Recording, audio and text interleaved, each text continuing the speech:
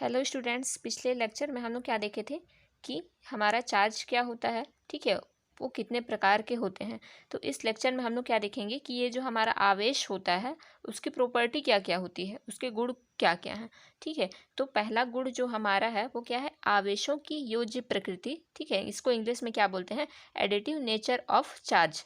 ठीक है, इसका मतलब क्या है कि किसी निकाय में कुल आवेश उसमें उपस्थित सभी आवेशों के बीजीय योग के बराबर होता है। ठीक है, पढ़ देने से कुछ समझ में नहीं आ रहा है, ठीक है, लेकिन इसका एक्चुअल मीनिंग होता क्या है, जैसे कि ये एक निकाय है मान लेते हैं। ठीक है, इसमें प्लस पी ई चार्ज, एक चार्ज है। ठीक है, दूसरा चार्ज क्या है, प्लस क्यू ई चार्ज है। ठीक है, तो ये जो हमारा निकाय है इसमें टोटल चार्ज, ठीक है, टोटल चार्ज कितना हो जाएगा, ये भी प्लस पी ई है। ठीक है, तो ये प्लस पी ई, ठीक है, ये भी प्लस क्यू ई है, तो ये क्या हो जाएगा, प्लस ये क्यू ई। ठीक है, तो अगर हम लोग टोटल निकालेंगे तो क्या हो जाएगा, प्लस, ठीक है, दोनों में इलेक्ट्रॉन कॉमन है तो इलेक्ट्रॉन हम लोग कॉमन निकाल लेंगे। ठीक है, तो ये क्या हो जाएगा, पी प्लस क्यू, फिर इसको क्या लिख सकते हैं, ई। ठीक है, जैसे कि यहाँ पर हमारा क्या हो जाता, माइनस एन ई रहता। ठीक है, तो यहाँ पर फिर से हमारा जो टोटल चार्ज होता उसमें क्या हो जाता, कि माइनस एन ई भी जुड़ जाता। ठीक है, तो यहाँ पर हमारा क्या आ जाता, plus p plus q minus n, फिर ये क्या हो जाता, ई। ठीक है, तो इसका मतलब क्या है कि हम लोग किसी भी निकाय में जितने भी चार्ज उपस्थित रहेंगे, ठीक है, अगर पॉजिटिव होगा तो उसको पॉजिटिव होगा तो उसको जोड़ेंगे, ठीक है, नेगेटिव होगा तो उसको घटाएंगे। तो इसी को हम लोग क्या बोलते हैं, आवेशों की योज्य प्रकृति या फिर एडिटिव नेचर ऑफ चार्ज। दूसरा प्रॉपर्टी क्या है हमारा, क्वांटीकरण। ठीक है, क्वांटीकरण या फिर क्वांटाइजेशन। इसमें क्या होता है, प्रत्येक आवेशित पदार्थ पर आवेश की मात्रा एक इलेक्ट्रॉन पर आवेश की मात्रा के पूर्ण गुणज के बराबर होती है। ठीक है, इसको हम लोग सिंपल फॉर्म में क्या लिख सकते हैं, क्यू। हम लोग पिछले क्लास में ही देख चुके हैं कि आवेश की मात्रा को हम लोग किस चीज़ से दर्शाते हैं, या फिर आवेश को क्यू से दर्शाते हैं। ठीक है, तो आवेश की मात्रा को हम लोग क्या लिख सकते हैं, प्लस माइनस ये एन ई। ठीक है, ये ई क्या है, इलेक्ट्रॉन है। ठीक है, और ये जो एन है हमारा वो क्या है, पूर्णांक, या फिर इसको इंग्लिश में क्या बोलते हो, इंटीजर बोलते हो। इसका मतलब क्या है कि किसी भी आवेश में, सॉरी, किसी भी पदार्थ में, ठीक है, आवेश की जो मात्रा होगी वो किसी इलेक्ट्रॉन के पूर्ण गुणज के बराबर होगी। ठीक है, पूर्ण गुणज बोलने का मतलब या तो 1 होगा, ये प्लस का भी हो सकता है माइनस का भी हो सकता है। ठीक है, 1 हो सकता है, 2 हो सकता है, 3 हो सकता है, प्लस माइनस दोनों कुछ भी हो सकता है। ठीक है, लेकिन 1/2 या फिर 1/3 या फिर 2/3 ये नहीं हो सकता। ठीक है, ये नहीं हो सकता, केवल ये हो सकता है। ठीक है, इसका रीज़न क्या है कि जो भी हमारा मैटर होता है, पदार्थ होता है, ठीक है, वो पूर्ण इलेक्ट्रॉन देता है किसी भी पदार्थ को, ना कि हाफ इलेक्ट्रॉन। ठीक है, इस यही प्रॉपर्टी पदार्थ की, यही जो मैटर की यही जो प्रॉपर्टी होती है उसको हम लोग क्या बोलते हैं, क्वांटीकरण या फिर क्वांटाइजेशन। तीसरी प्रॉपर्टी है आवेशों का संरक्षण। ठीक है, जैसा कि हम लोग बचपन से क्या पढ़ते आ रहे हैं कि द्रव्यमान, द्रव या फिर ऊर्जा ना तो नष्ट होती है ना उत्पन्न होती है, केवल एक रूप से दूसरे रूप में परिवर्तित होती है। ठीक है, उसी प्रकार ये हमारा क्या होता है, आवेश होता है।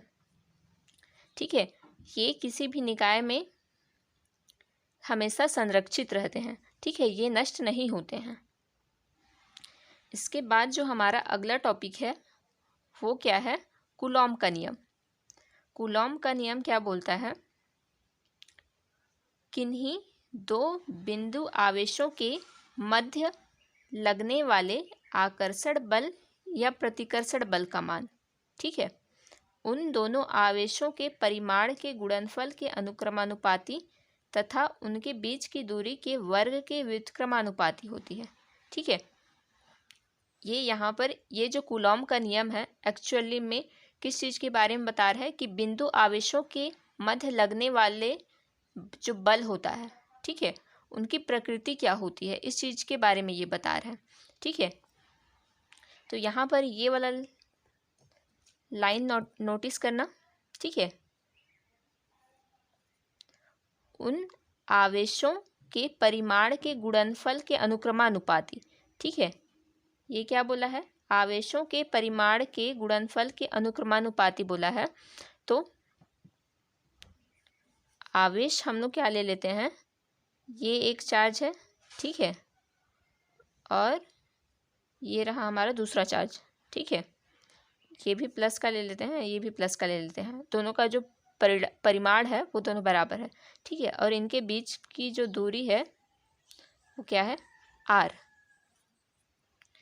तो यहाँ पर तो इन दोनों के बीच जो लगने वाला बल है वो क्या हो जाएगा, जैसा कि हम लोग 11th में, ठीक है, क्या करते थे, अनुक्रमानुपाती मतलब क्या होता था, समानुपाती। ठीक है, ये वाला साइन लगता था जहाँ भी हमारा अनुक्रमानुपाती होता था, ये इस टाइप से अनुक्रमानुपाती का या फिर प्रोपोर्शनल का साइन लगता था। ठीक है, तो उन आवेशों के परिमाण के गुणनफल बोला है। ठीक है, परिमाण के गुणनफल मतलब ये पहला आवेश हुआ, ये हमारा Q1 ले लेते हैं, ठीक है इसको, और ये हमारा Q2 हो गया। तो ये क्या हो जाएगा, Q1, फिर दोनों का गुणनफल है ना, तो ये Q1 इंटू ये क्या हो जाएगा, Q2। ठीक है, फिर उसके बाद क्या बोला है, उनके बीच की दूरी के वर्ग के व्युत्क्रमानुपाती। ठीक है, व्युत्क्रमानुपाती इसका मतलब क्या है कि ये कैसा हो जाएगा, ये अनुक्रमानुपाती और प्रोपोर्शनल का तो साइन सेम लगेगा। ठीक है, लेकिन यहाँ पर ये जस्ट सामने में नहीं होगा, बटे में आ जाएगा। ठीक है, इसके वर्ग के व्युत्क्रमानुपाती हो जाएगा। ठीक है, तो जब भी हमारे ये अनुक्रमानुपाती या फिर प्रोपोर्शनल का साइन लगता है तो इसको हटाने के लिए, ठीक है, हम लोग क्या लिखते हैं, एक कांस्टेंट लिखते हैं। ठीक है, ये क्या हो जाएगा, ये प्रोपोर्शनल साइन हटा रही हूँ। ठीक है, तो ये यहाँ पर ये बराबर आ गया।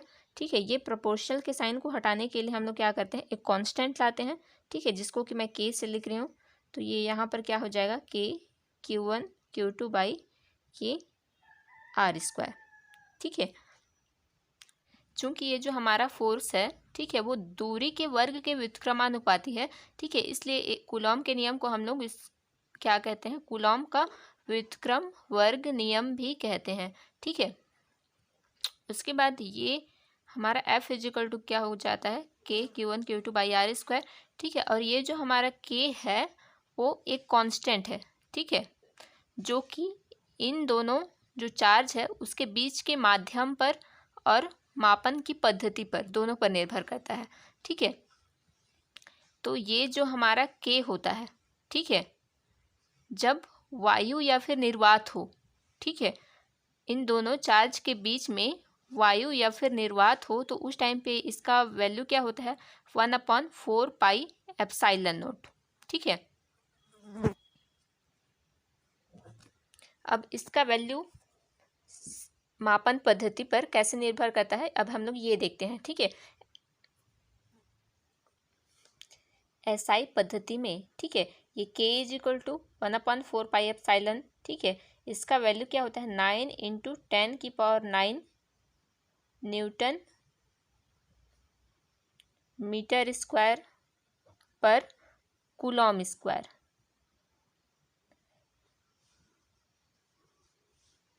ठीक है, इसका ये मात्रक कैसे आया, हम लोग 11th क्लास में सीख चुके हैं। ठीक है, कि किसी भी जो भी हमारा फॉर्मूला होता था, ठीक है, उससे हम लोग कैसे किसी चीज़ का मात्रक निकालते थे। ठीक है, तो ये तो हो गया हमारा SI पद्धति में।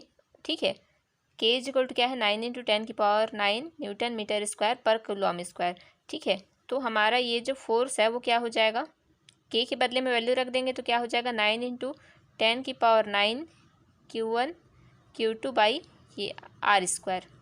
ठीक है, ये हो गया हमारा फोर्स, ठीक है।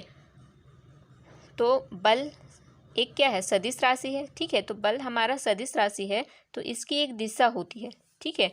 तो ये जो हमारा कूलॉम के नियम से जो हमारा दो चार्जों के बीच लगने वाला जो आकर्षण या प्रतिकर्षण बल है, उसकी प्रकृति कैसे होती है।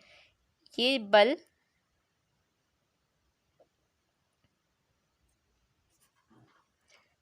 दोनों आवेशों को मिलाने वाली रेखा के अनुदिश लगती है, ठीक है। और यह एक केंद्रीय बल है। ये जो हमारा फर्स्ट कंडीशन था वो क्या था, वायु या निर्वात में हमारा के का वैल्यू क्या था, ठीक है। अब इसके बाद अगर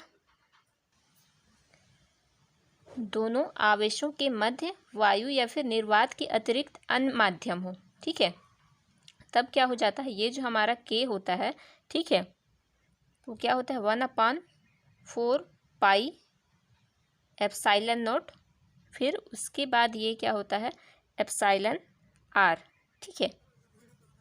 तो हम लोग क्या देख चुके हैं कि 1/4 पाई एप्सिलॉन, इसका वैल्यू क्या है 9 × 10⁹, ठीक है। और ये क्या हो जाता है एप्सिलॉन आर, ठीक है। और ये जो हमारा एप्सिलॉन आर होता है, इसको हम लोग क्या बोलते हैं, माध्यम का परावैद्युतांक। इसको इंग्लिश में डाइलेक्ट्रिक कांस्टेंट बोलते हैं, ठीक है। इंग्लिश बोलना ज़्यादा इजी है, ठीक है, हिंदी की तुलना में, इसलिए मैं ये इंग्लिश यूज करूँगी, डाइलेक्ट्रिक कांस्टेंट।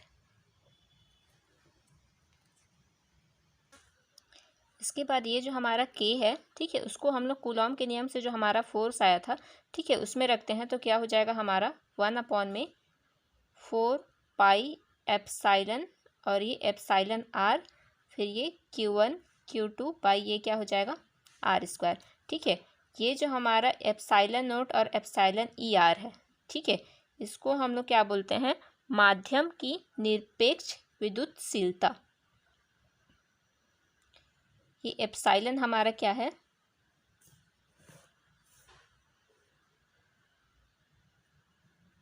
माध्यम की निरपेक्ष विद्युतशीलता,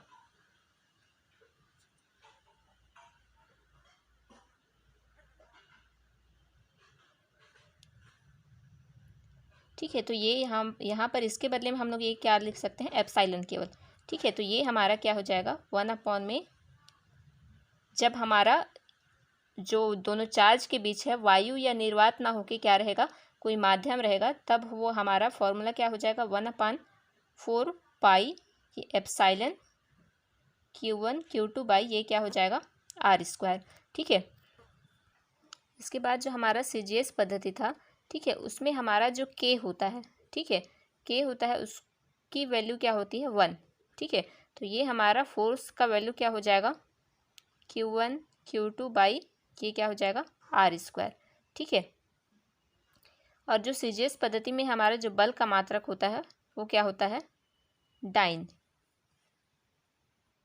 इसके बाद हमारा अगला टॉपिक है यूनिट चार्ज एकांक आवेश, ठीक है।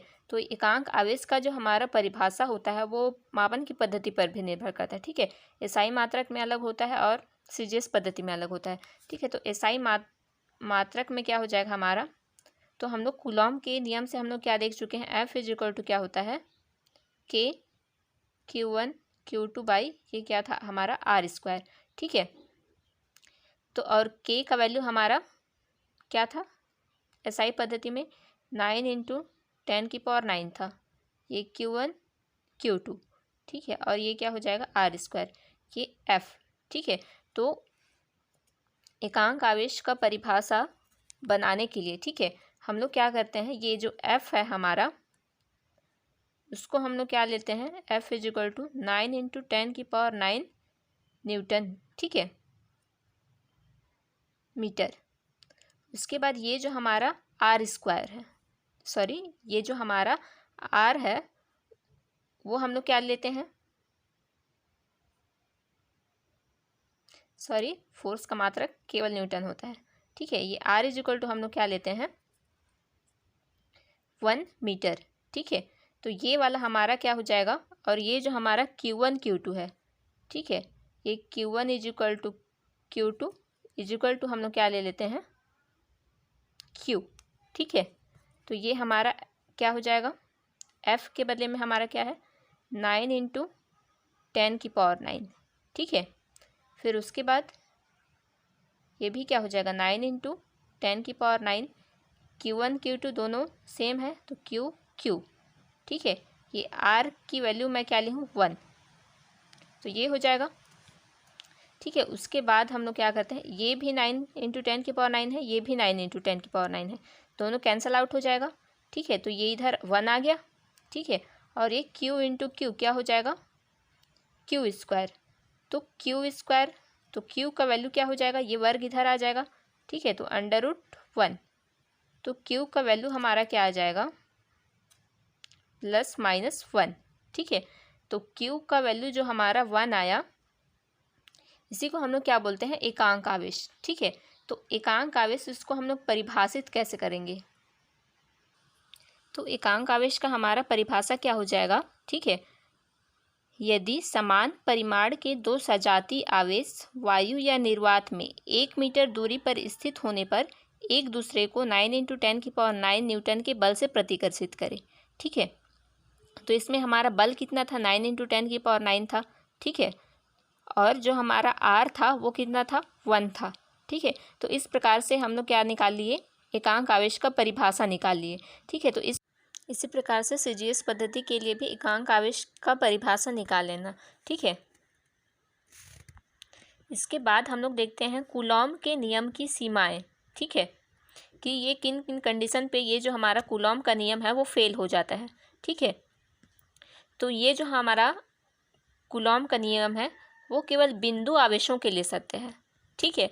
और दूसरा कंडीशन क्या है कि वो जो हमारा चार्ज है वो क्या होना चाहिए स्थिर होना चाहिए, ठीक है। तीसरा कंडीशन कि ये जो हमारा कूलॉम का नियम है वो अधिक दूरियों के लिए सत्य नहीं है, ठीक है। और 10⁻⁻15 मीटर से कम दूरियों के लिए भी ये वैलिड नहीं है, ठीक है, क्योंकि 10⁻⁻15 मीटर से कम दूरियों पर क्या होता है नाभिकीय बल लगने लग जाता है, ठीक है, जिसके कारण क्या होता है कूलॉम का नियम फेल हो जाता है।